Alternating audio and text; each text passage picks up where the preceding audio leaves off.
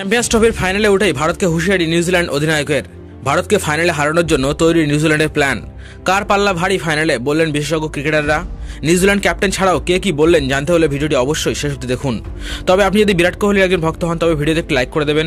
Welcome my friends, আপনি দেখছেন BS sports world, আর আমি আপনার বন্ধু ও হোস্ট। খেলাধুলা বিষয়ক সমস্ত খবরের জন্য আমাদের চ্যানেলটি সাবস্ক্রাইব করুন, কারণ খেলাধুলা বিষয়ক গুরুত্বপূর্ণ আপডেট আপনি এখানে পাবেন সবার আগে। দক্ষিণ আফ্রিকাকে অনায়াসে হারিয়ে চ্যাম্পিয়ন্স ট্রফির ফাইনালে উঠে গিয়েছে নিউজিল্যান্ড। গ্রুপ পর্বের পর ফাইনালেও ভারতের বিরুদ্ধে দুবাইয়ে খেলবে তারা। সেই ম্যাচের আগেই রোহিত শর্মাদের উদ্দেশ্যে হুঁশিয়ারি দিলেন কিউই অধিনায়ক মিচেল স্যান্টনার। জানালেন ভারতকে যথেষ্ট বেগ দিতেই নামবেন তারা। ফাইনালের আগে স্যান্টনার বলেছেন, ফাইনালে উঠতে পেরে খুব শান্তি লাগছে। একটা ভালো দলের বিরুদ্ধে কঠিন ম্যাচ খেললাম, এবার ভারতকে চাপে ফেলার অপেক্ষায় রয়েছি। আশা করি ওদের হারাতে পারবো। গ্রুপের ম্যাচ জিততে না পারলেও নিউজিল্যান্ড দল যথেষ্ট চাপে ফেলে দিয়েছিল ভারতকে। টপ অর্ডারকে কম রানে সাজঘরে ফেরত পাঠিয়েছিলেন। সেই একই কাজ ফাইনালেও করে দেখাতে চায় তারা। তাছাড়া দুবাইয়ের মাঠে ওই ম্যাচটাই নিউজিল্যান্ডের প্রথম ম্যাচ ছিল। তবে ফাইনাল ম্যাচের আগে গ্রুপ স্টেজে ওই মাঠে ভারতের বিরুদ্ধে খেলার অভিজ্ঞতাও কাজে লাগাবে নিউজিল্যান্ড।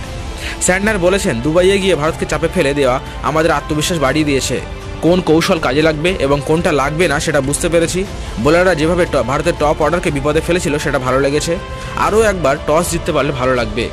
তাছাড়া ফাইনাল ম্যাচের আগে কাদের পাল্লা ভারী তা নিয়ে কথা বলতে গিয়ে প্রাক্তন পাক ক্রিকেটার ওয়াহাব রিয়াজ বলেছেন, নিউজিল্যান্ডকে বেশি শক্তিশালী দেখাচ্ছে, কারণ তাদের কাছে সবসময় গেম প্ল্যান থাকে আর তাদের প্লেয়াররা বড় খেলায় পারফর্ম করতে প্রস্তুত। অন্যদিকে ভারতীয় প্রাক্তন অলরাউন্ডার সুরেশ রায়না বলেছেন, ফিল্ডিংয়ের দিক দিয়ে নিউজিল্যান্ড ভারতের থেকে এগিয়ে রয়েছে, তবে বরুণকে দলে নেওয়াটা ভারতের মাস্টার স্ট্রোক হতে পারে। আমি ভারতকে এগিয়ে রাখলেও মার্জিনটা খুবই অল্প।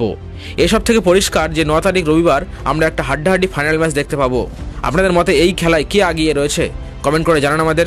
আর আমাদের ভিডিওগুলি ভালো লাগলে অবশ্যই একটা লাইক শেয়ার করতে ভুলবেন না।